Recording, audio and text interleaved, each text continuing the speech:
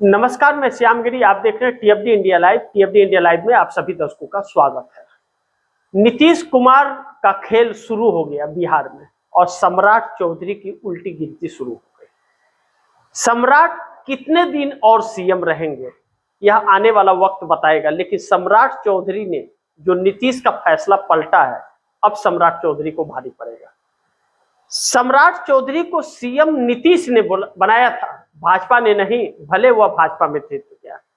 इस बात की तफ्तीश ललन सिंह ने भी कही कि सम्राट चौधरी को अपना विरासत सौंप दिया नीतीश ने, लेकिन वह तंज था, क्योंकि जो ललन सिंह हैं वह संघी हो गए हैं, संघ के बड़ी नजदीक जा रहे हैं।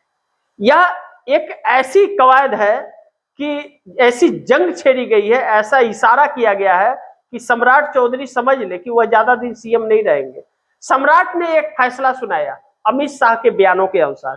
बिहार चुनाव के वक्त अमित शाह ने कहा था जिन महिलाओं को 10,000 रुपये दिए गए वह पैसे वापस करने पड़ेंगे, वह पैसे वापस करने पड़ेंगे। और नीतीश ने कहा था कि 10,000 रुपया दे रहे हैं और 1,90,000 और देंगे सरकार बनने के बाद।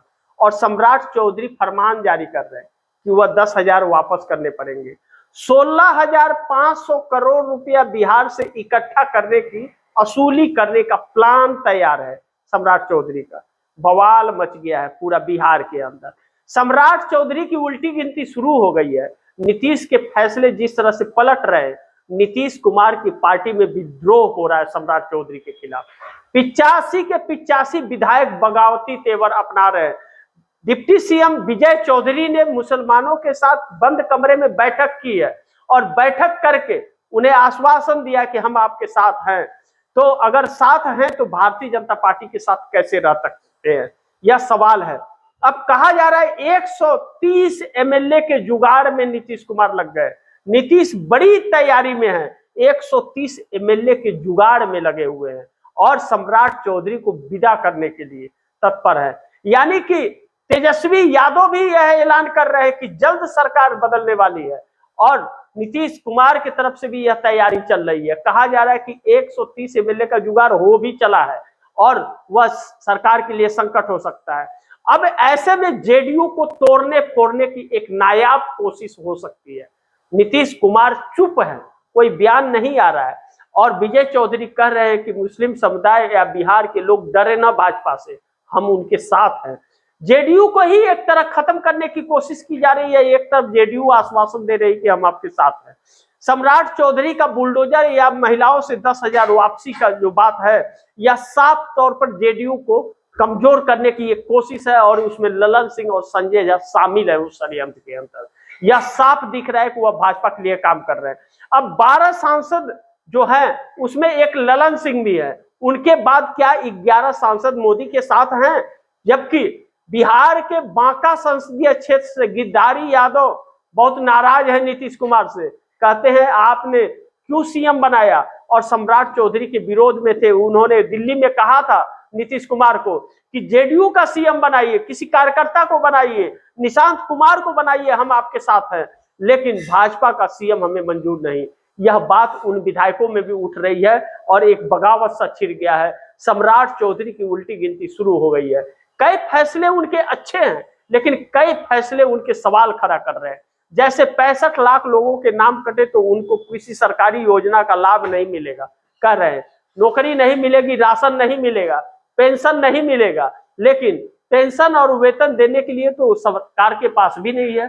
5 लाख कर्मचारी हैं और उनके वेतन पेंशन देने के लिए पैसे नहीं हो पा रहे हैं। 12,000 करोड़ रुपया कर्ज लिए, 4.06 लाख करोड़ रुपए का कर्ज पहले से ही बिहार के ऊपर हावी है। खजाना पूरी तरह से खाली है, अलग अलग ड्रामा किया जा रहा है। चांद से तारे तोड़कर लाने की बात सम्राट चौधरी कर रहे हैं, लेकिन वेतन पेंशन के लिए कुछ भी नहीं है, ठन ठन गोपाला। ऐसे में गौतम अडानी बिहार गए हुए थे और बिहार वालों को धन्यवाद दिए, कोई भी देगा भैया, हम भी देंगे, आप भी देंगे। जब 1 रुपया में 1100 एकड़ जमीन मिल जाए तो कौन नहीं देगा, और लाखों का पेड़ पौधा मिल जाए तो धन्यवाद तो हर कोई देगा। लेकिन सम्राट चौधरी ने कहा कि सीमेंट की कंपनी लगेगी 2 और बिहार को विकास की राह पे ले जाएगी, रोजगार मिलेगा। गौतम अडानी इस देश के सबसे बड़े उद्योगपति हैं और पूरे 140 करोड़ लोगों में सिर्फ 40,000 लोगों को रोजगार देते हैं। गौतम अडानी रोजगार नहीं देते हैं, ठेकेदारों को ठेका देकर के काम करा लेते हैं। इसकी टोपी उसके सर, उसकी टोपी उसके सर, और यही काम भाजपा करती है। इसका टोपी उससे छीन लेती है, उसका टोपी उससे छीन लेती है और छीन करके अपनी सत्ता बरकरार रखे है। यानी कि फूट डालो, राजनीति पक्की करके रखो। ममता बनर्जी उसी की शिकार हुई है। ममता बनर्जी इंडिया गठबंधन में रहते हुए वह नरेंद्र मोदी को पर्दे के पीछे से सपोर्ट करती थी। आज न घर की है न घाट की है। बिहार, बंगाल के अंदर उनको चुनौती। मैंने अपने पिछले कार्यक्रम में कहा था, बंगाल चुनाव के पहले बिहार के अंदर भाजपा का सरकार होगा, भाजपा का मुख्यमंत्री होगा। हो गया था ना कि नहीं हुआ था? अब ऐसे में चंद्रबाबू नायडू ने भी रास्ता बदल दिया है। एक तरफ नीतीश कुमार संकट बनने जा रहे हैं और दूसरी तरफ चंद्रबाबू नायडू रास्ता बदल रहे हैं। भारतीय जनता पार्टी से अलग रास्ते उन्होंने अपना लिया है। उन्होंने जो मुस्लिम समुदाय को प्रताड़ित करती है भारतीय जनता पार्टी, और आज जिस तरह से विजय चौधरी ने बैठक की है मुसलमानों के साथ और साथ रहने का आश्वासन दिया, वक्फ बोर्ड के वक्त भी, बिल के वक्त भी नीतीश कुमार ने मुस्लिमों को गांधी मैदान में जाकर ईद के दिन कहा था हम आपके साथ हैं, लेकिन 24 घंटे में बदल गए नीतीश भी और नायडू भी, और जाकर के वक्फ बोर्ड बिल का समर्थन कर दिए पार्लियामेंट में, यानी कि धोखा दिए थे। उस समय जमीयत उलेमा हिंद के मौलाना अरशद मदनी ने कहा था, नीतीश कुमार को और चिराग पासवान को बुलाया था, नहीं गए लोग। 24 नवंबर की यह बात है 2023 में, तब बड़ी समस्या खड़ी हो गई थी। ऐसे में बड़ी महत्वपूर्ण है कि जब वो नहीं दिए और वक्फ बोर्ड संशोधन बिल पास हो गया, तब फिर क्या जमीयत उलेमा हिंद के मौलाना अरशद मदनी ने कहा जो हमारे साथ में हम उनके साथ में, तब मुस्लिम नाराज है तो उनके साथ बैठक की जा रही है। चंद्रबाबू नायडू मुस्लिम वर्ग को 4% आरक्षण देने का ऐलान कर दिए हैं। उन्हें मदरसे को 5,000 रुपया महीना, और मौलवी जिसको भारतीय जनता पार्टी नमाज नहीं पढ़ने देती उसको चंद्रबाबू नायडू 10,000 रुपया महीना तनख्वाह के रूप में देंगे, जो मौलवी नमाज अदा करा रहे हैं मस्जिद के अंदर। इस तरह चंद्रबाबू नायडू रास्ते बदल रहे हैं, लेकिन यहीं पे नहीं रुके। इससे आगे एक कदम निकल करके चंद्रबाबू नायडू ने कहा, जिस हज करने वाले यात्रियों को 1 लाख रुपए की आर्थिक मदद देंगे। चंद्रबाबू नायडू ने यह भी ऐलान कर दिया है कि 2 बच्चे पैदा अगर होते हैं तो 25,000 रुपए दूसरे बच्चा के पैदा होते ही, और तीसरा बच्चा पैदा होते ही 30,000 रुपए, और चौथा बच्चा पैदा होते ही महिलाओं को 40,000 रुपए दे करके पुरस्कृत किया जाएगा और उन बच्चों को मुफ्त शिक्षा दी जाएगी। ऐसे में शिक्षक की नौकरी जा रही है बिहार के अंदर। सम्राट चौधरी अलग अलग फैसले ले रहे हैं और मोदी सरकार या मोदी और शाह की जोड़ी जो है मुस्लिमों को प्रताड़ित करती है, हिंदू मुस्लिम की बात करती है, और चंद्रबाबू नायडू मुस्लिम को तोहफे पे तोहफे दे रहे हैं। यह सब कुछ इसलिए हो रहा है क्योंकि मोदी की वजह से वोटरों का जनाधार उनसे खत्म हो रहा है, नाराज हो रहे हैं, मुस्लिम नाराज है। 7.5% मुस्लिमों ने उन्हें दिया था वोट, अगर वह 7.5% हट गए तो ठन गोपाला हो जाएगा चंद्रबाबू नायडू का। नीतीश कुमार का भी ठन गोपाला हो जाएगा जब भारतीय जनता पार्टी के हाथ में सत्ता चला गया है। इसीलिए विजय चौधरी जाकर के मुस्लिम संगठनों के साथ बंद कमरे में बैठक करते हैं। कितना लाभ मिलेगा और कितना नुकसान होगा यह आने वाला वक्त बताएगा, लेकिन सम्राट चौधरी की छुट्टी होने वाली है जल्द, इस बात से इनकार नहीं कर सकते। 85 एमएलए की ताकत है नीतीश कुमार के पास। नीतीश कुमार जितना शांत है, जिस दिन फटेंगे उस दिन भाजपा हिल जाएगी, और हिली तो मोदी सरकार वैसे भी है, क्योंकि मोदी सरकार की उल्टी गिनती शुरू है। सीजीआई से लेकर के प्रधानमंत्री तक जिन बेरोजगारों को काकरोच और परजीवी कहते थे, सुप्रीम कोर्ट के सीजीआई सूर्यकांत ने उन लोगों को काकरोच करके भड़का दिया और पूरे बेरोजगार एकजुट हो गए, काकरोच जनता पार्टी का आह्वान कर दिया और लाखों लोग उससे जुड़ रहे हैं बेरोजगार। और अब वह उनके सीजीआई के लिए भारी पड़ गया। मोदी के लिए नई चुनौती हो गई, विदेश से आएंगे तो काकरोच उनको काटने दौड़ेंगे। ऐसे में सीजीआई ने बयान दिया कि हम जो बेरोजगार हैं उनको काकरोच नहीं बोले, हम तो फर्जी डिग्री वाले को बोले हैं, और मोदी को भी लपेट दिया इसी में। ऐसे में वही काकरोच बेरोजगार कह रहे हैं कि भैया एक काम करो, तुम अगर फर्जी डिग्री वाले को बोले हो तो प्रधानमंत्री की डिग्री फर्जी है या आरोप लग रहा है, उस पर फैसला दे दो जांच का, आप ही के कोर्ट में मामला है। और भी सूर्यकांत फंस गए, नरेंद्र मोदी को भी फंसा दिए। लेकिन नरेंद्र मोदी की बेइज्जती तो विदेश में भी हुई।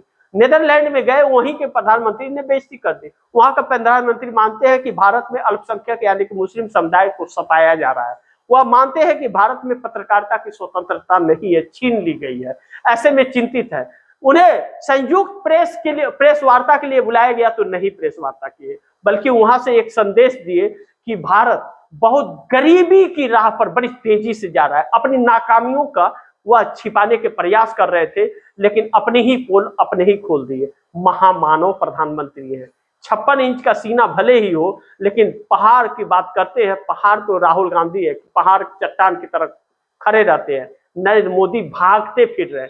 सर्वदलीय बैठक देश में नहीं बुलाया जा रहा है, विदेश की धरती पर जाकर के कहते हैं कि बहुत गरीबी की तरफ जा रहे हैं। आने वाला दिन कितना चुनौतीपूर्ण है समझ लीजिए। बंगाल में ममता परेशान है, वहां मुस्लिमों को सताया जा रहा है। 4 मई को जब से सरकार आई है भारतीय जनता पार्टी की, 4 मई से 17 मई तक जो प्रताड़ित किए गए हैं, अब पार्क सर्कस में जिस तरह से गिरफ्तारियां हुई है, पत्थरबाजी हुई है, और मुस्लिम आक्रोशित है क्योंकि उन्हें नमाज पढ़ने से रोका जा रहा है। ममता बनर्जी चुनौती दे रही हैं, लेकिन कितना दे पाएंगी यह देखना बड़ी महत्वपूर्ण होगा। लेकिन एनडीए अब टूट रहा है। एनडीए के अंदर नीतीश कुमार अलग राग में है, चंद्रबाबू नायडू रास्ता बदल दिए हैं, और एडीएमके से गठबंधन टूट रहा है क्योंकि एडीएमके ही कई टुकड़ों में बट गया। आने वाला वक्त नरेंद्र मोदी के लिए शुभ संकेत नहीं है। उत्तर प्रदेश में भाजपा में ही घमासान है। योगी आदित्यनाथ के चक्कर में कहीं ऐसा ना हो कि अमित शाह की घंटी बज जाए और चुनाव हार जाना पड़े। अमित शाह की पूरी टीम बंगाल से उत्तर प्रदेश पहुंच चुकी है, और योगी आदित्यनाथ ने भी अपने हिंदू या वाहिनी को सक्रिय कर दिया है।